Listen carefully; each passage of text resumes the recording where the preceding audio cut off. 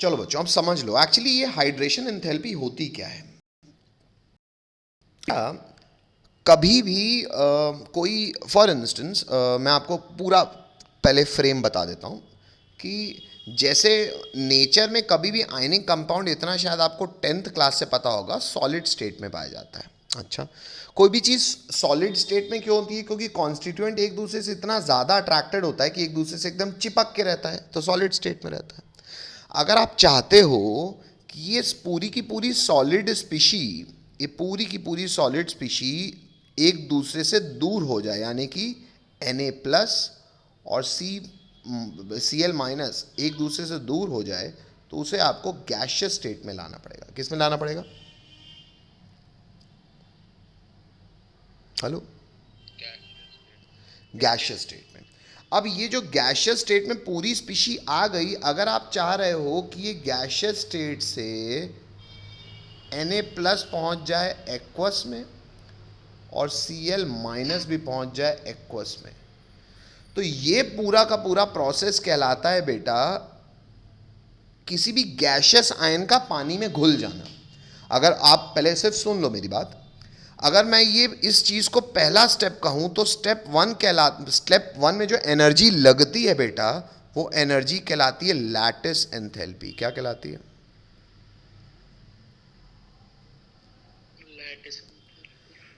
अगर gaseous ion पानी में डिसॉल्व होते हैं, इस दौरान जो एंथैल्पी चेंज होता है वो कहलाता है हाइड्रेशन एंथैल्पी। क्या कहलाता है?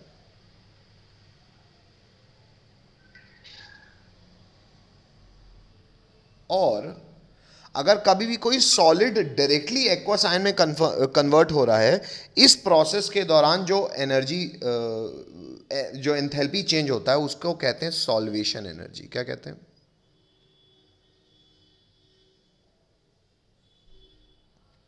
क्या कहते हैं?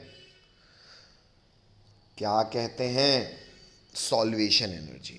अब आपने ऐसा सुना होगा बेटा, ऐसा ऐसा देखा भी होगा कि हर सॉल्ट पानी में सॉल्युबल नहीं होता। इन जनरल सारे होते हैं, पर ऐसा आप आंख मूंद के नहीं कह सकते बेटा कि हर सॉल्ट पानी में सॉल्युबल होता है। मालूम है कौन सा सॉल्ट पानी में सॉल्युबल होता है? वही सॉल्ट पानी में सॉल्युबल होगा जिसको पानी में घुलने में मजा आएगा। अब आप बताओ, अगर आपने आपकी जर्नी की शुरुआत यहां से की, अब मतलब सॉलिड स्टेट से की, तो आप एक्वस आयंस के रूप में जब तक डिसॉल्व नहीं होगे तब तक आप ये नहीं कहलाओगे ना कि आप एक सॉल्युबल सॉल्ट हो। Hello, hello. तो बेटा कभी भी कोई भी सॉल्ट सॉल्युबल सॉल्ट पता है कब कहलाता है? जब उस सॉल्ट को सॉलिड स्टेट से एक्वस आयंस बनाने में मजा आया। आप खुद बताओ, आपको कोई भी काम करने में मजा कब आएगा? जब आपको वो काम करने में स्टेबिलिटी महसूस हो। हेलो, हेलो भाई। अगर कोई ए से बी की में पहुंच रहा है और खुद ब खुद पहुंच रहा है, तो कोई भी व्यक्ति ए से बी में तभी जाएगा जब वो ए से बी में कन्वर्ट होकर उसको स्टेबिलिटी महसूस हो, उसको मजा आए, तब ना खुद ब खुद वो काम करेगा। अच्छा, तो बेटा वही सॉल्ट पानी में सॉल्युबल होता है। अब आप बताओ, कभी किसी ए को अगर अगर खुद ब खुद बनना हो तो इसको स्टेबल होना है। मतलब अगर ये स्टेबल हुआ है बेटा, तो इसकी एनर्जी घटी होगी कि बढ़ी होगी? बेटा अगर इसकी एनर्जी घटी होगी तो सॉल्वेशन के दौरान एनर्जी रिलीज हुई होगी। हेलो। तो एक्चुअल अब थर्मोडायनेमिक सच्चाई में आपको बता रहा हूं कि क्या हर सॉल्ट पानी में सॉल्युबल होता है? नहीं सर। बेटा वही सॉल्ट पानी में सॉल्युबल होता है जिसके लिए सॉल्वेशन एनर्जी क्या आती है। अगर सॉल्वेशन एनर्जी को मैं एनर्जी ना लिखूं और इसको मैं लिख दूं सॉल्वेशन एंथैल्पी, तो सॉल्वेशन एंथैल्पी कैसी होनी चाहिए बेटा? इसकी एंथैल्पी चेंज तो डेल्टा एच से रिप्रेजेंट होता है। तो सॉल्वेशन एंथैल्पी कैसा होना चाहिए बच्चों? पॉजिटिव कि नेगेटिव? नेगेटिव। क्योंकि कभी भी किसी भी प्रक्रिया में अगर एनर्जी रिलीज होती है तो उसके लिए उसका डेल्टा एच नेगेटिव होता है। यहां तक तकलीफ किसी को? हेलो। अब अब कोई भी सॉल्ट पानी में तभी खुद ब खुद घुल सकता है जब उस प्रोसेस की जो सॉल्वेशन एंथैल्पी है वो नेगेटिव आए। अब एक्चुअली बेटा एनर्जी कंजर्वेशन भी आप सबको पता है। एनर्जी कंजर्वेशन का क्या अर्थ हुआ? एनर्जी कंजर्वेशन का मतलब हुआ कि ए मान लो बी में कन्वर्ट हो रहा है और इस प्रक्रिया में एंथैल्पी चेंज है, मान लो एग्जांपल के लिए कह रहा हूं 100 रुपए, कितना है भाई? अगर ए से बी होने में डेल्टा एच है, मान लो 100 नहीं -100, क्योंकि डेल्टा एच अपने को नेगेटिव चाहिए ना, तो ए से बी में जाने के लिए अगर डेल्टा एच -100 है बेटा, तो फॉर इंस्टेंस अगर दूसरा प्रक्रिया देखें, ए पहले बनता है सी, फिर सी बनता है बी, तो ए से सी बनने में अगर मान लो 300 रुपये लग रहा है, तो बेटा by law of energy conservation आप क्या कह सकते हो बेटा? Energy can not be created, not destroyed. अगर ए डायरेक्ट बी में कन्वर्ट हो रहा है, 100 रुपये का पैसा फेंक रहा है, और ए पहले सी में बन रहा है और फिर सी से बी में जा रहा है, ए से सी में आने में अगर उसको 300 रुपये लग रहे हैं पॉजिटिव है, तो ऑब्वियस सी बात है सी से बी जाने में वो 400 रुपये फेंकेगा। हेलो, क्यों? क्योंकि energy can not be created nor can be destroyed. Hello, भले आप कोई काम कैसे भी करो, एनर्जी कंजर्वेशन हमेशा अप्लाइड होता है। ये बात एक्चुअली एक्सपेरिमेंटली सच्चाई भी है। इसे हम हेस लॉ कहते हैं। हम थर्मोडायनेमिक्स के दौरान इसे लिखेंगे भी और फिर से पढ़ेंगे भी। फिलहाल मैं केवल आपको एक कॉमन सेंस दे रहा हूँ ये चीज़ समझाने के लिए कि इस प्रक्रिया में जो भी एंथैल्पी चेंज होगा वो एक्चुअली सम होगा इस प्रोसेस के दौरान। इसके दौरान एंथैल्पी चेंज क्या है? इसमें लगा यानी कि एंडोथर्मिक तो +300, इसमें रिलीज हुआ तो कितना -400, तो नेट में क्या हुआ बेटा? ए से बी जाने में -100। Hello hello, yes sir. सबको बोलना पड़ेगा, समझ में आता है? हेलो, जरूरी चीज बोल रहा हूँ। अच्छा यस सर। अच्छा, अब मैं वापस आपकी केमिस्ट्री में पहुंचता हूँ। ये तो मैंने आपको थर्मोडायनेमिक्स हूँ। फिर से, कोई भी सॉल्ट पानी में सॉल्युबल हमेशा होगा? नहीं सर, कोई भी सॉल्ट पानी में सॉल्युबल तभी होगा जब उसका सॉल्वेशन एंथैल्पी क्या आएगी? नेगेटिव। नेगेटिव मतलब एनर्जी रिलीज हो रही है, एनर्जी रिलीज हो रही है मतलब इस सॉलिड को एक्वस आने बनने में मजा आ रहा है, मजा आ रहा है मतलब इसकी एनर्जी घटी मतलब एक्स्ट्रा रिलीज हुई। अच्छा, अब बेटा डेल्टा एच सॉल्वेशन आपको नहीं लगता बराबर होगा लैटिस एंथैल्पी के और हाइड्रेशन एंथैल्पी के? ऑब्वियस ही बात है, बिकॉज हेस लॉ के हिसाब से एनर्जी कंजर्व्ड होगी, तो solvation enthalpy during any process will be equal to lattice enthalpy plus hydration enthalpy. Hello, अब लैटिस एंथैल्पी एक ऐसा प्रोसेस होगा जिसमें हमेशा भाई किसी चीज को भी अगर सॉलिड से गैस में लाना है तो एनर्जी देनी पड़ेगी कि रिलीज होगी? बोलो बेटा, लैटिस एंथैल्पी हमेशा पॉजिटिव होती है। आपको हमेशा किसी सॉलिड को अगर गैसियस आयन में बदलना है तो आपको एनर्जी देनी पड़ेगी। Hello hello, yes sir. अच्छा, और कभी भी कोई गैशियस आयन अगर पानी में सॉल्युबल होता है तो बेटा कोई भी गैशियस आयन पानी में कब सॉल्युबल होगा? जब पानी उसको इन आयंस को उतनी शिद्दत से अट्रैक्ट करेगा। हमको पता है पानी में पोलैरिटी होती है, हाइड्रोजन बॉन्डिंग कर सकता है, पानी का प्लस हाइड्रोजन का प्लस इसके माइनस को घेर लेगा और पानी का माइनस इसके प्लस को घेर लेगा। जितना ज़्यादा अच्छे से पानी इसको घेरेगा उतनी आसानी से हाइड्रेट होगा, मतलब पानी में घुल जाएगा। अब तुम बताओ, कोई चीज़ है तो तुम 9-10 से सोच के बता सकते हो, कोई चीज़ गैशियस स्टेट में थी अगर लिक्विड स्टेट में आई है तो उसकी काइनेटिक एनर्जी घटी होगी कि बढ़ी होगी? घटी होगी। अगर काइनेटिक एनर्जी घटी होगी मतलब हाइड्रेशन के दौरान एनर्जी हमेशा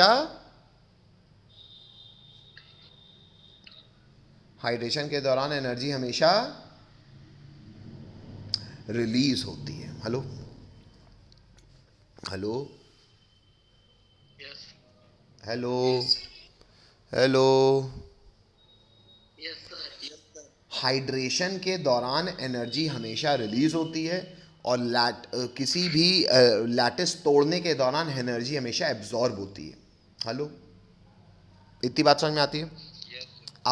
अब एक्चुअली बेटा ये मैं आपको एक्स्ट्रा जानकारी दे रहा हूँ समझाने के लिए, तो लेकिन हम अभी क्या कर रहे हैं, हम तो अभी थ्योरी लिख रहे हैं, अपनी प्रॉपर बोर्ड लेवल की थ्योरी।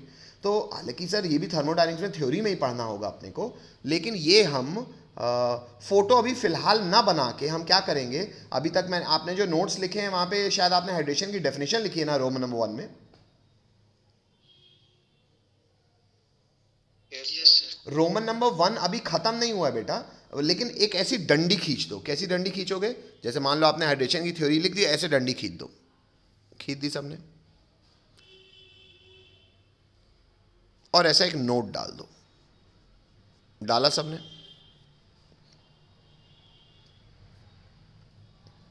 हेलो? Yes sir. मतलब अभी जो मैं आपको जानकारी बता रहा हूँ ये आपके लिए अलग से नोट है। ये वो पॉइंट कंटिन्यूड नहीं है ना। रोमन नंबर 1 अभी मैं आपसे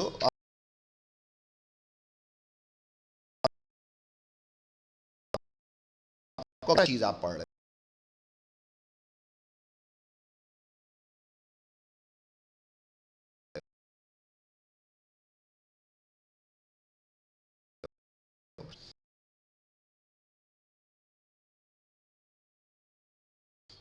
भी देते रहो। लैटिस एंथैल्पी अगर कोई आपसे पूछे तो कोई मुझे बता पाएगा लैटिस एंथैल्पी क्या होती है? किसी भी सॉलिड को गैस में बदलने में लगने वाली एनर्जी। हेलो?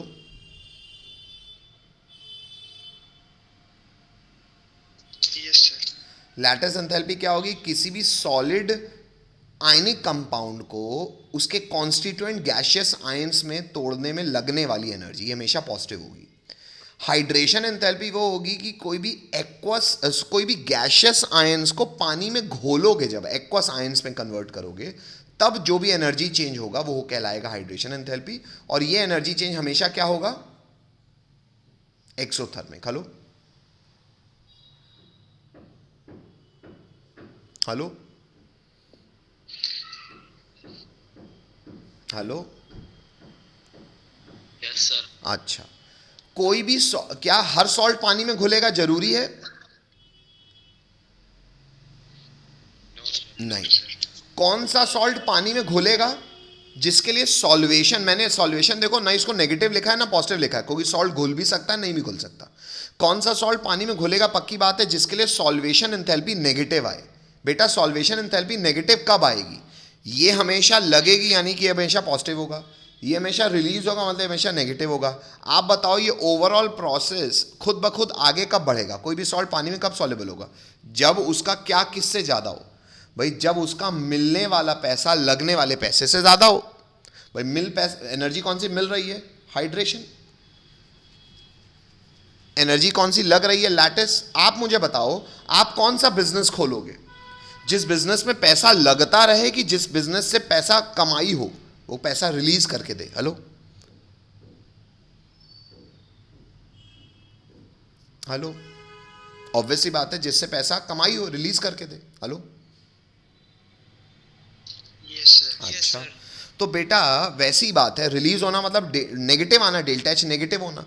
तो आप बताओ कोई भी सॉल्ट पानी में कब घुलेगा, या कोई भी बिजनेस आप कब करोगे? प्लस मतलब पैसा लग रहा है, माइनस मतलब पैसा मिल रहा है। जब लगने वाला पैसा यानी कि इन्वेस्टमेंट, कमाई होने वाले पैसे में कौन ज़्यादा होना चाहिए? आप क्या चाहोगे?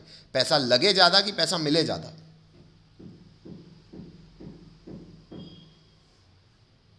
मिले ज्यादा। यहाँ पे पैसा मिलने का स्टेप कौन सा है? Hydration enthalpy. तो कोई भी सॉल्ट पानी में कब सॉल्युबल होगा? जब उसका क्या किससे ज़्यादा हो? हाइड्रेशन एंथैल्पी ज्यादा होगा लैटिस एंथैल्पी। बात समझ में आई? हेलो? Yes sir. हाँ, लेकिन अभी धोखे से बेटा मैंने आपको बता सब कुछ दिया है, लेकिन फिलहाल में हम जो लिख रहे थे थ्योरेटिकल पॉइंट, वो केवल हम हाइड्रेशन के बारे में लिख रहे थे। तो अब हम सीधा डंडी बंद कर दो बेटा, डंडी क्लोज कर दो, खत्म होता है। अब हाइड्रेशन की कोई एक बच्चा आयुष, हाइड्रेशन की डेफिनेशन जो आपने इंग्लिश में लिखी हो पढ़ के बताओ। The enthalpy changed when one mole of constituent gaseous ions dissolve in water and forms its aqueous constituent ion is called hydrogen enthalpy. Hydration enthalpy. अब बेटा डंडी खत्म कर दो, अब आप हाइड्रेशन में आपको सिर्फ हाइड्रेशन लिखवा रहा हूँ। अगर आपको स्कूल में आता है तो आपको हाइड्रेशन केवल हाइड्रेशन लिखना है। जैसे जैसे Na प्लस गैशियस और Cl माइनस गैशियस, कितने हैं बेटा? ये दोनों का एक एक मोल है। इसको किस में कन्वर्ट करना है बच्चों आपको? Na प्लस एक्वस और Cl माइनस एक्वस। इस प्रोसेस में जो भी एंथैल्पी चेंज होगा उसको हम क्या कहेंगे, डेल्टा एच। डेल्टा एच अबे डेल्टा एच हाइड्रेशन,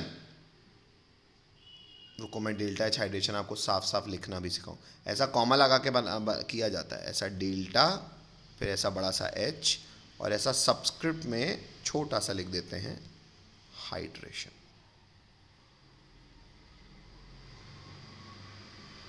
बात समझ में आई? और अब मैं आपसे पूछ रहा हूं डेल्टा एच हाइड्रेशन हमेशा क्या होगा?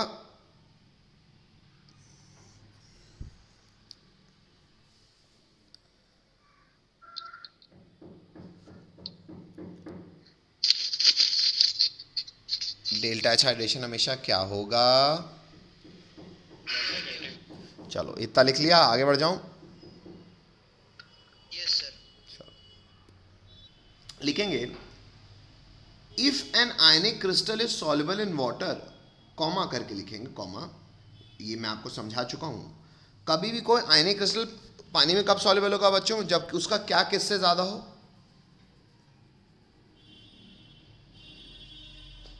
बोलो। हाइड्रेशन एंथैल्पी ज्यादा हो लैटिस एंथैल्पी। बिल्कुल सही, ये लिखा हुआ है, सबको दिख रहा है?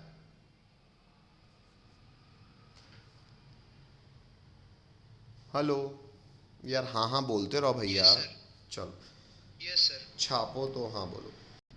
रोमन नंबर 3 लिखेंगे hydration enthalpy depends upon charge density of ions. Bracket में लिखेंगे charge density is the ratio of ionic charge upon ionic radius. पहले इतना लिखें फिर इसको समझाऊंगा मैं, पहले लिखो लिखो। No sir, 2 minute. अब यहां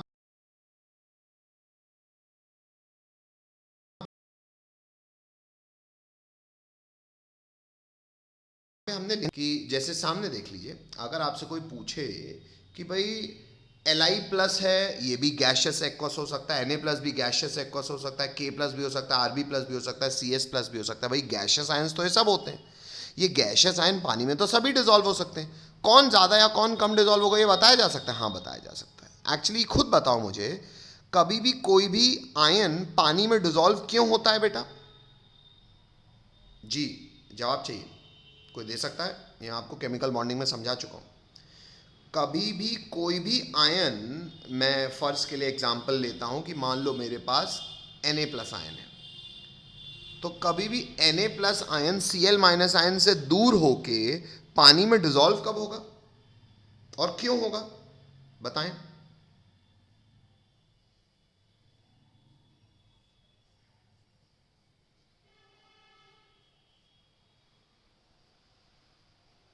बताएं।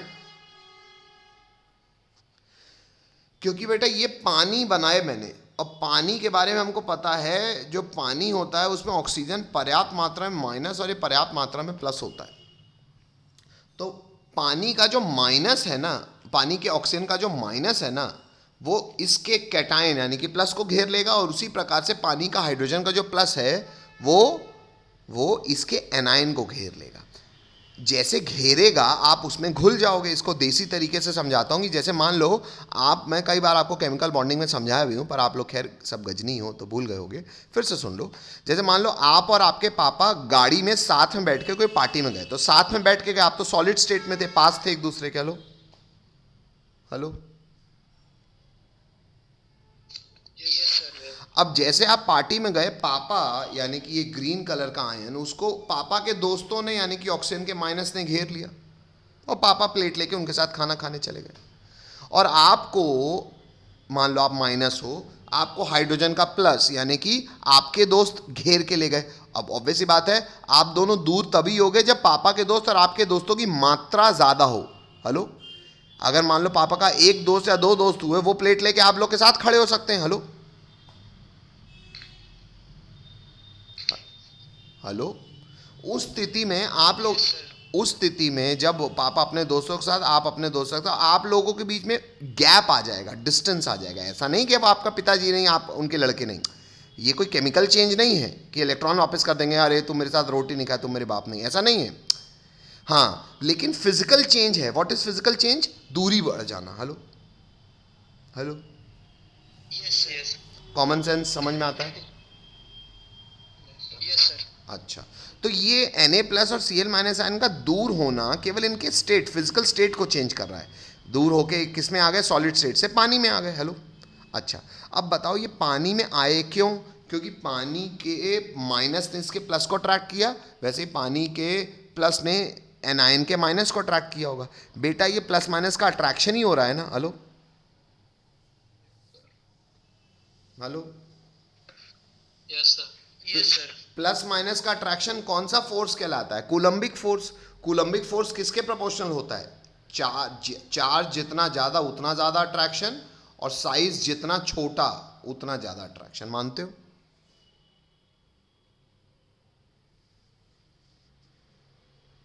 हेलो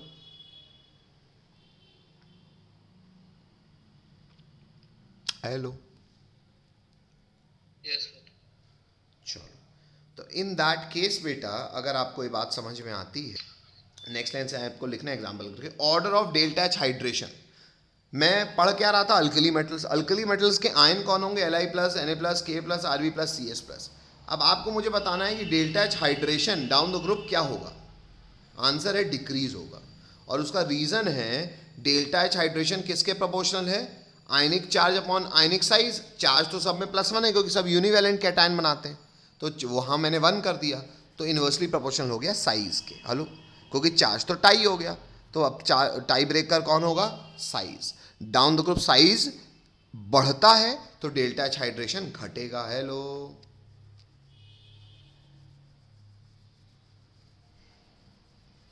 चाचाओं हेलो, Yes, sir. Yes. सारे चाचाओं का हेलो बोलना जरूरी है। Hello Yes, sir. लिखेंगे, since comma Li plus has highest value of delta H hydration, full stop, hence its salt are mostly found as hydrated salts। Example है LiCl.2H2, और ये .2H2 क्या है? ऐसे चांदा मार के लिखा भी है, ये है वाटर ऑफ क्रिस्टलाइजेशन। लिखते भी रहे सुनते भी रहे। यहाँ मैं ये कह रहा हूँ कि आपने अल्कली मेटल्स में ये तो देख लिया कि चार्ज डेंसिटी पे डिपेंड करता है इनका हाइड्रेशन एंथैल्पी। और अल्कली मेटल्स की बात करूँ तो चार्ज तो सब में +1 होता है, लिथियम का साइज़ बहुत छोटा होता है तो हाइड्रेशन बहुत ज़्यादा होगी। तो इतनी ज़्यादा है कि लिथियम के जो कंपाउंड होते हैं ना बेटा, अल्कली बाकी अल्कली मेटल साथ ऐसा नहीं है, पर जो लिथियम के कंपाउंड्स होते हैं ना, वो नॉर्मली सॉलिड स्टेट में भी हाइड्रेटेड रहते हैं, यानी कि वो वाटर ऑफ क्रिस्टलाइजेशन अपने अंदर छुपाए रहता है। क्यों? क्योंकि हेवली हाइड्रेटेड है। क्यों? क्योंकि साइज इतना छोटा है। हेलो, बोलना पड़ेगा अब एक आध को। Yes, sir. छापो तो हाँ बोलो। अभी हम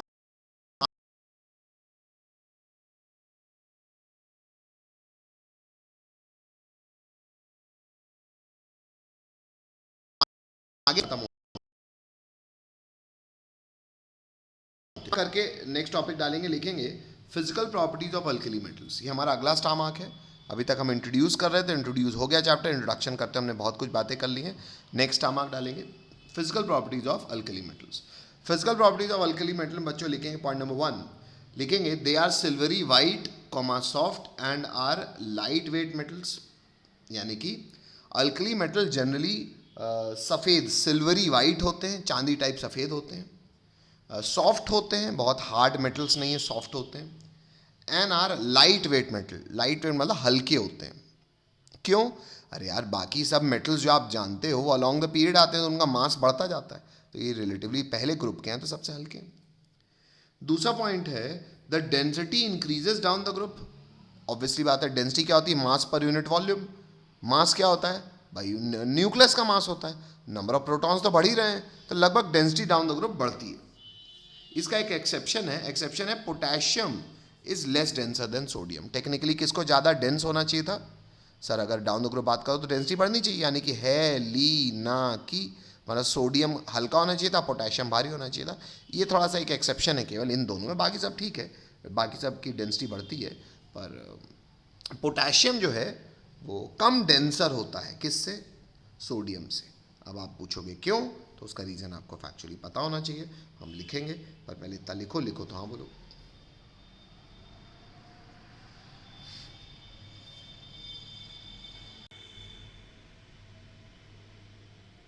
देखो बहुत बेसिक सी बात है पहले, लेकिन इसको थोड़ा सा अच्छे से सुनने की कोशिश करना बेटा। देखो डेंसिटी क्या होती है बेटा? डेंसिटी होती है सर मास अपॉन वॉल्यूम। अच्छा, कोई भी एटम का मास बेटा, एक्चुअली मास तो प्रोटॉन और न्यूट्रॉन यानी कि न्यूक्लियस का ही मास होता है, और sir down the group number of protons तो बढ़ ही रहे हैं। तो बेटा सच्चाई है कि मास तो डाउन द ग्रुप बढ़ ही रहा है।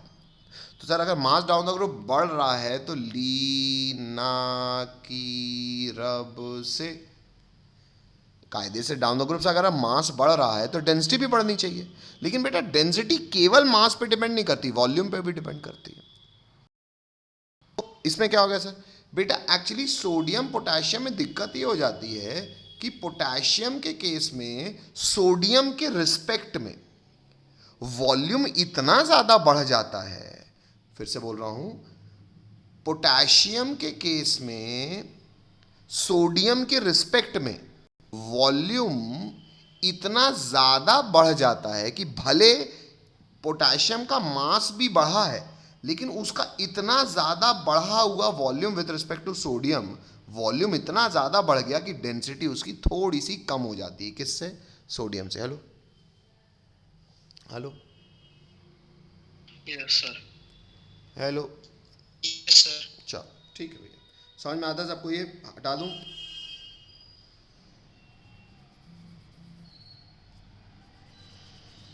हटा दूं? Yes sir. चलो नेक्स्ट आगे बढ़ते हैं बेटा। नेक्स्ट पॉइंट क्रमांक अगला क्या होगा बच्चों?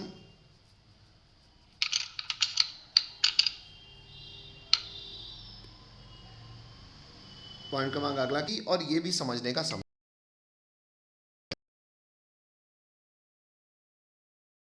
Are low as they form weak metallic bond due to presence of only one valence electron in them। और जो मैंने इसके पहले एक नोट लिखवाया था, जो मैंने आपको कहा था कि मैं आपको बाद में समझाऊंगा, ये नोट की more be the number of unpaired electron in a metal more is its ability to form hard metal with high melting point. अब इसको थोड़ा सा समझ लो, ये थोड़ा सा अच्छी चीज़ है, बस आज की क्लास इसके बाद खत्म भी हो जाएगी, पर पहले सुन लो, ये बहुत अच्छी बात है एक्चुअली। क्योंकि देखो शायद मैं बता भी चुका हूँ केमिकल बॉन्डिंग के दौरान, नहीं बताया तो फिर बता रहा हूँ। मतलब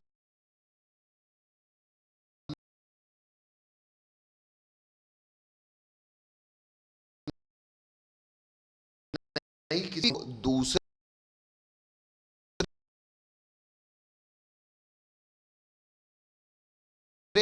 यस सर।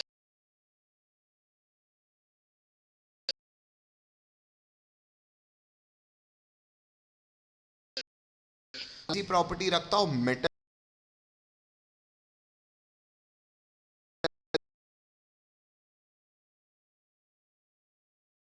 की प्रॉपर्टी देंगे,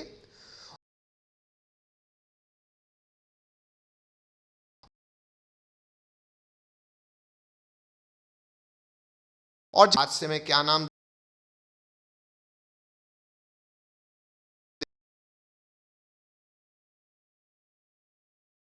दे दूंगा?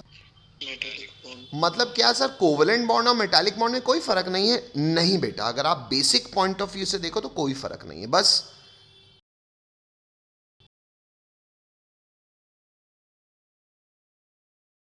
सर इससे ये हो गया बेटा कि ग्रुप वन, भाई ग्रुप वन में तो सिर्फ ग्रुप वन नहीं है, बाकी ग्रुप टू में तो वैलेंस इलेक्ट्रॉन ज्यादा होंगे। जैसे अल्कलाइन अर्थ मेटल के वैलेंस इलेक्ट्रॉन 2 होंगे। ग्रुप वन में कितने मेटल हैं? ग्रुप वन में कितने वैलेंस इलेक्ट्रॉन है? 1। तो कितने मेटालिक बॉन्ड बना पाएगा ये? 1। बाकी सब मेटल्स में 1 से तो ज़्यादा ही इलेक्ट्रॉन होंगे वैलेंस शेल में। हेलो, क्योंकि वो ग्रुप वन में थोड़ी आ रहे हैं। हेलो, तो बेटा मेटालिक बॉन्ड बनाने की टेंडेंसी सबसे ज़्यादा किस में है, सबसे कम किस में है? अल्कली मेटल्स में। Hello hello, yes. अगर बेटा सबसे कम टेंडेंसी इनमें मेटालिक बॉन्ड बनाने की, तो अब मेटल जनरली क्या होते हैं बेटा? हार्ड होते हैं, सॉलिड होते हैं। तो वो क्यों होते हैं? क्योंकि उनके पास मेटालिक बॉन्ड बनाने की टेंडेंसी ज़्यादा होती है। क्यों ज़्यादा होती है? क्योंकि वैलेंस इलेक्ट्रॉन ज़्यादा होते हैं। इनके पास वैलेंस इलेक्ट्रॉन एक हैं, इसलिए ये ऐसे मेटल हैं जो बाकी मेटल्स की अपेक्षा बहुत सबसे मिनिमम मेटालिक बॉन्ड बना पा रहे हैं, इसलिए ये हार्ड भी नहीं है। इसलिए इंग्लिश में देख लेना, बार बार इनमें सॉफ्ट मेटल्स लिखा हुआ है। और क्योंकि ये सॉफ्ट हैं, इसलिए इनका मेल्टिंग